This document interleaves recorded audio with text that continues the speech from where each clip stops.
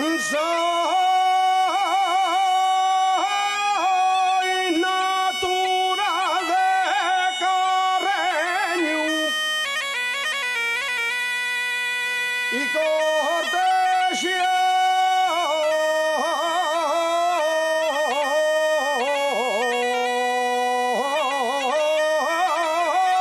en la abadía.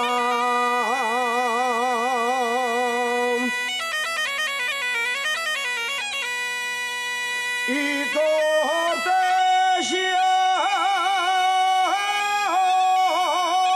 la abadía,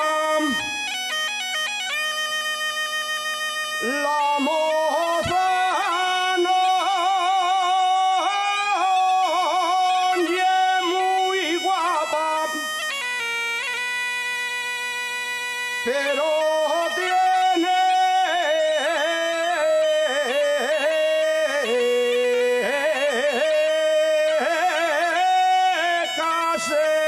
casería.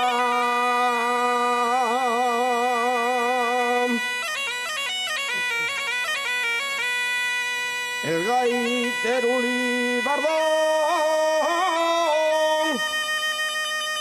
el gaitero libardón mandó pedir a Melilla el fuelle para una gaita, y aunque fuese de